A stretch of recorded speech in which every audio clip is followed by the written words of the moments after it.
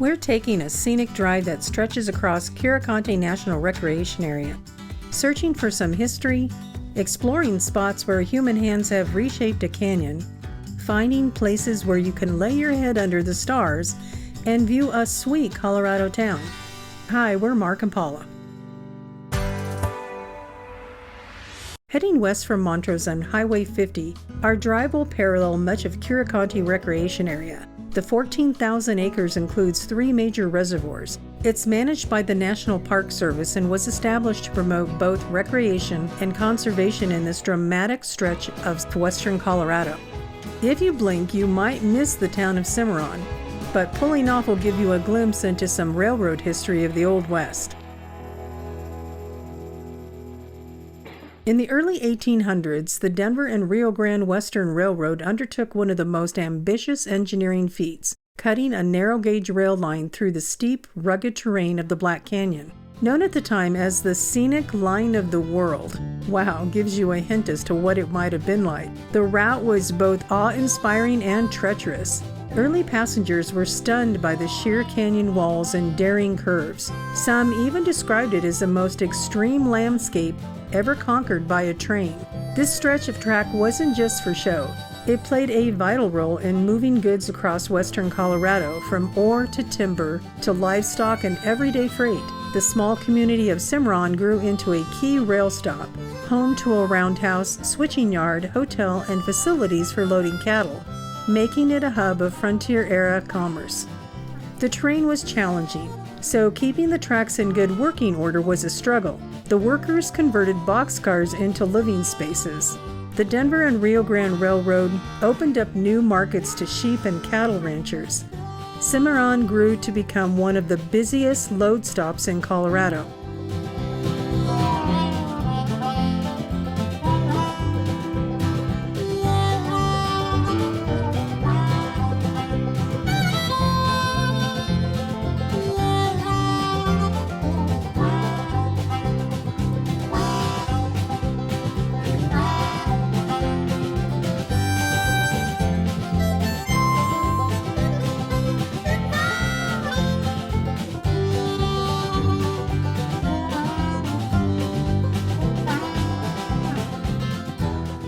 Narrow-gauge railroads have a track width narrower than the standard 4 feet 8 inches and can be found around the world wherever mountainous, rugged terrain demands it. Colorado has several of these. Many are preserved for tourism because they go through such scenic areas. It's too bad this one wasn't preserved in that way. The 3-foot gauge allowed them to negotiate turns around the mountains, canyons, and cliffs where the standard gauge rails wouldn't work. And once railroads opened the way, telegraph and electric lines followed. By 1949, the era of narrow-gauge trains in this area came to a close. The exhibit continues up the road where you can see Locomotive 278, built in 1882 in Philadelphia. It was considered a helper engine, an engine that assisted the main locomotive, and was ideal for tackling the steep grades of the Black Canyon and Cerro Summit. The train serviced routes from Crested Butte to Gunnison and on to Montrose for over 70 years. After its retirement, it was gifted to the city of Montrose, and the National Park Service secured a long-term lease with the other railcars. While we were admiring the train, we met Ron and his son Ryan, who were here to enjoy one last day of fishing before Ryan went off to school. You can always tell serious fisher people when their screenshots include a big fish. And yes, I missed the fish in the shot, sorry. These are the people you ask if you want to find a good fishing area.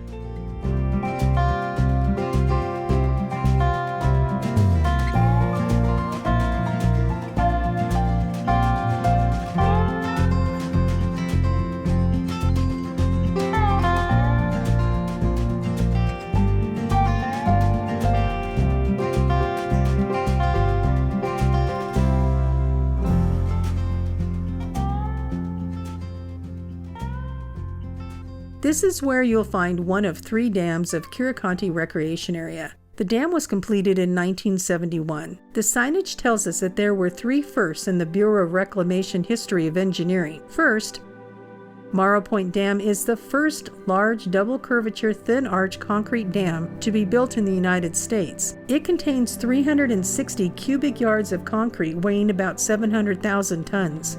The second thing that makes it unique is the freefall spillway with 4 15-foot square openings in the crest. When open, the water falls more than 350 feet. We've witnessed this. It's very cool. The power plant is 225 feet inside the canyon wall. There's a set of 3 230,000-volt underground cables under your feet. The cables carry electric power from the transformers in the power plant. This is all very cool and a little scary.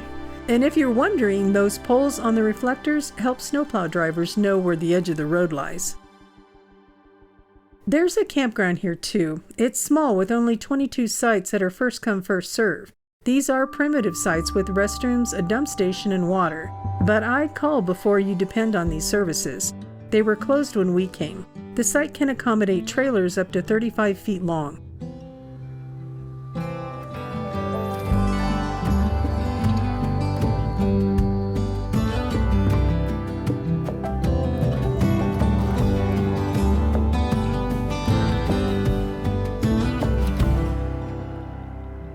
Black Canyon of the Gunnison National Park is an hour away. As we continued on Scenic Highway 50, the road pulls away from the recreation area before reaching Blue Mesa Lake.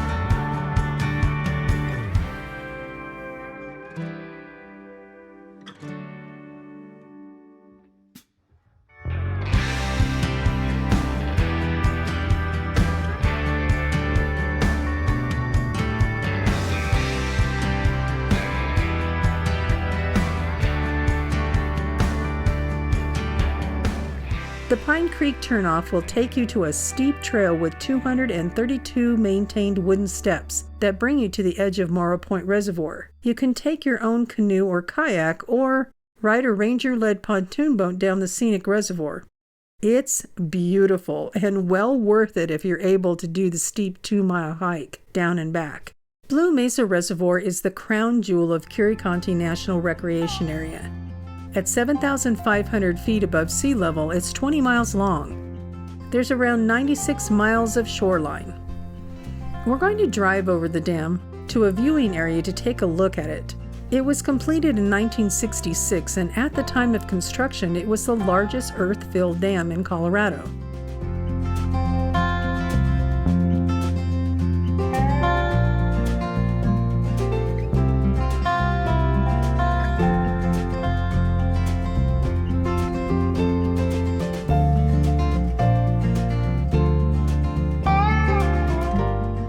A hydroelectric power plant here produces up to 86 megawatts of electricity, enough to power 60,000 homes.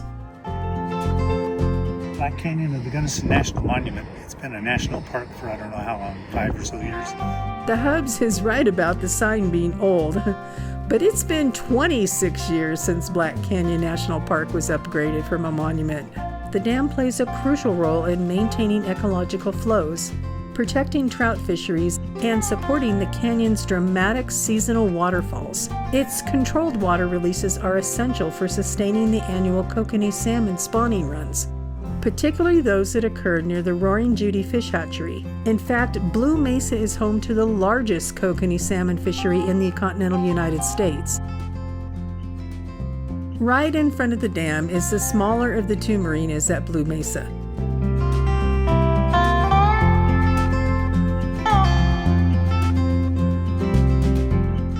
You can rent boats here. If you bring a boat, you'll need to have it inspected. The Lake Fort Campground has 3 levels with 84 sites. The sites are pretty much in a parking lot, but I'm told that a lot of RVers like it here because it's convenient, being right next to the marina, and the spots are relatively level. They have restrooms with showers, drinking water, and a dump station. You can reserve these spots with a reservation if you like.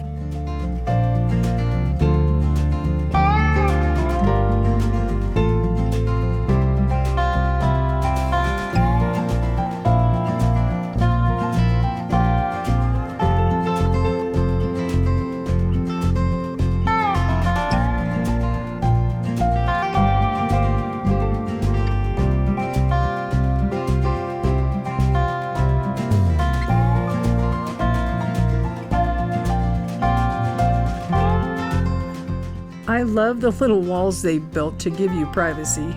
Honestly, they're so close together, I'm not sure why they bothered. There are some great views of the lake here, though. Is that a charging station? How about that? Blue Mesa Reservoir is the state's largest lake, spanning over 9,000 surface acres. It's one of the most important water storage bodies in western Colorado. Over the years, sediment carried by upstream erosion has gradually accumulated behind Blue Mesa Dam, leading to a steady decline in the reservoir's overall storage capacity. More recently, persistent drought conditions and decreased water diversions for agricultural use have caused significant drops in water levels. The summer is coming to an end and the water levels are really low right now. 3 towns were swallowed up by the creation of Blue Mesa Reservoir. Lola was the primary settlement with 200 to 300 residents. It featured a store, hotel, and school. During severe droughts, you can see the foundations of the old general store, school flagpole base, and other structures. It's been said that up to 15 foundations emerged during the drought of 2018 and 2021. People say you could even see the students' initials etched in the base of the flagpole. That's a little eerie. The towns of Saponero and Cibolo were also covered as the reservoir filled. Saponero was the largest of the submerged settlements, and while the original site was drowned, the community was relocated nearby.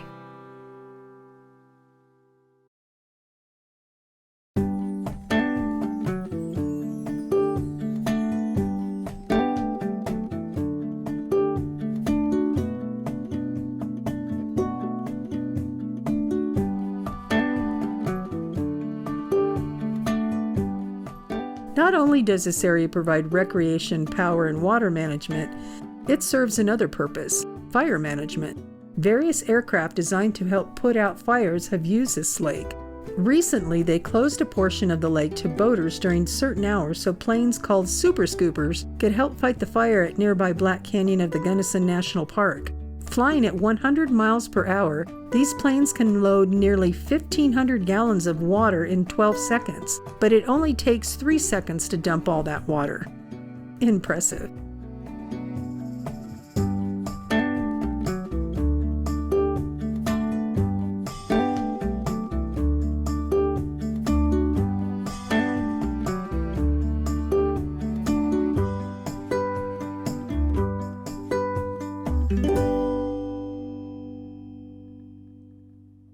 Turning off at Elk Creek brings you to the campground, visitor center, and the largest of the 2 marinas at Blue Mesa. Elk Creek Campground offers developed sites, camping with hookups, showers, and ranger-led evening talks or astronomy programs in an on-site amphitheater.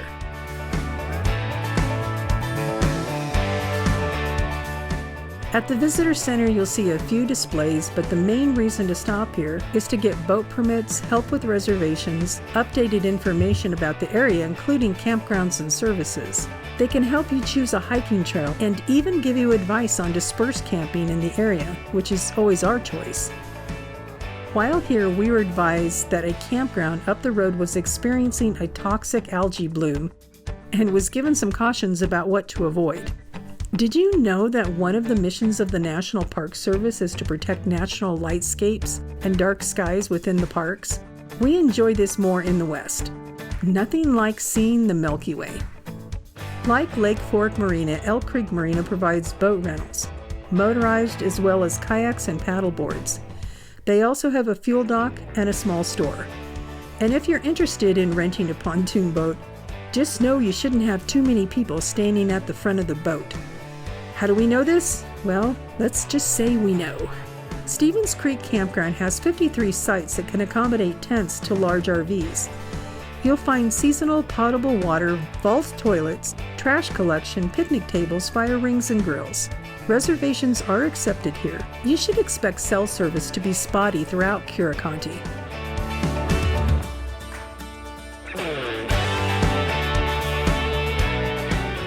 Although we've shown you many of the main camping areas, there are many more you can use. And one of the nice things about this area, it's really not that crowded. And for us old folks with a senior or access pass, we get 50% discount on camping fees. What a deal!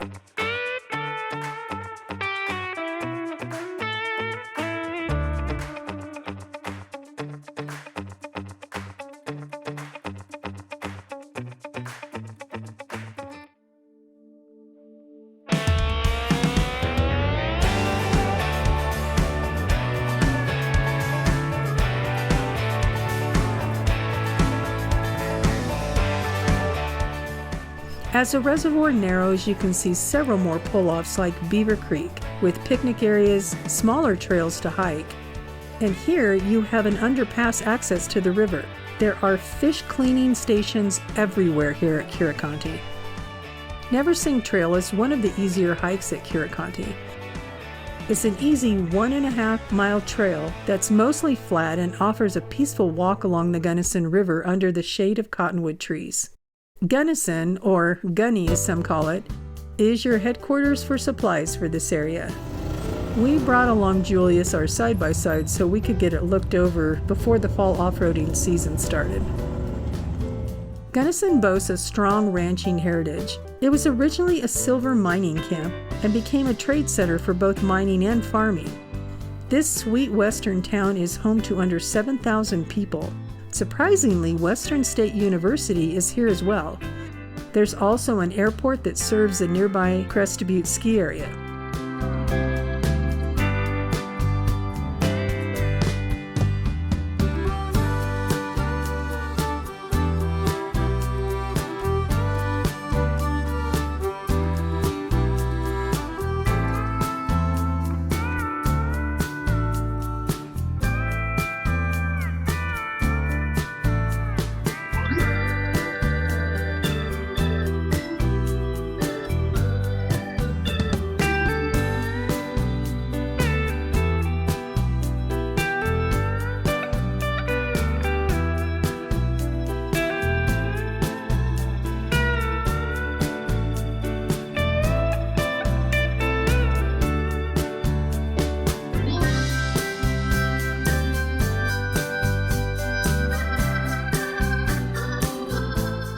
The town is known as one of the coldest cities in the United States. At 7,700 feet elevation, cold air from the surrounding mountains sink to the valley floor in the winter. It can get to almost negative 50 degrees here. And with pleasant temperatures in the summer, the average temperature is relatively low. It's a pleasant 74 degrees right now, and we're having a picnic lunch right across the street from a place we've driven past for years. Today we're going to check it out. I heard there was a lot here, but really I had no idea.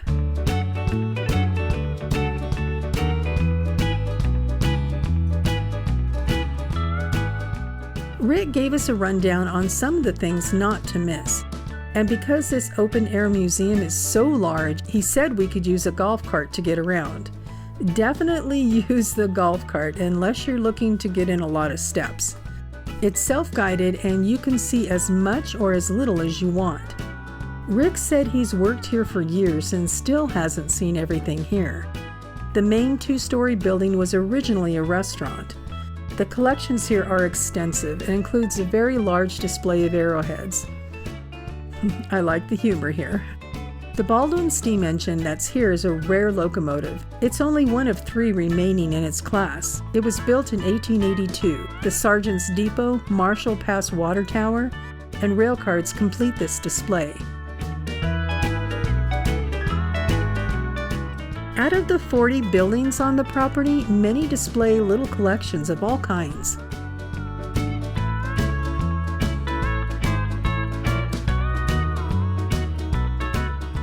There is so much to look at here. It becomes a hunt to find the most interesting items. In fact, it can be a bit overwhelming.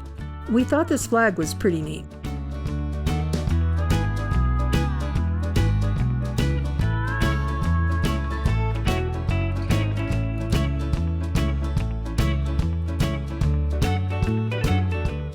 The Jordan Military Museum was packed with goodies, and because we had lived in the area, we recognized many of the names from donated buildings and artifacts to the history here. Andy Mallett Car Museum was really something. It housed approximately 90 vehicles from all eras. I lost the hubs here.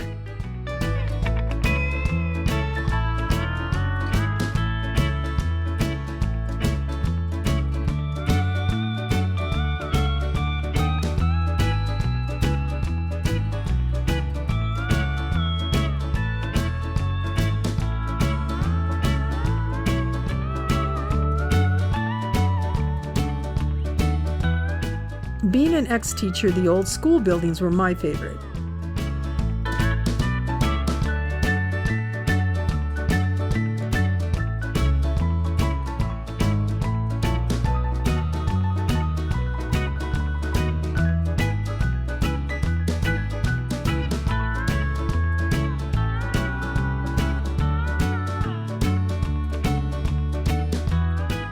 How many lashes would you have gotten?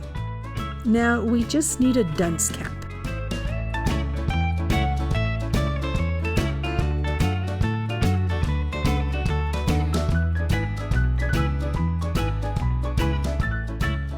There are so many quirky things here too, like the story about killing a rat in a Dutch oven.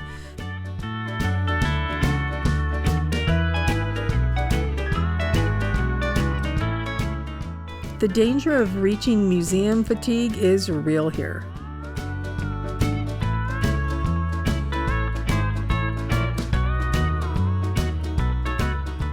On our way out, the sign asked people not to call 911 because they were aware of all the wildfires in the area. If you found the video helpful, support us by sharing, liking, subscribing, and commenting to share your experience. By the time we headed back, it had really gotten smoky. I stayed up all night wondering where the sun went, and it dawned on me.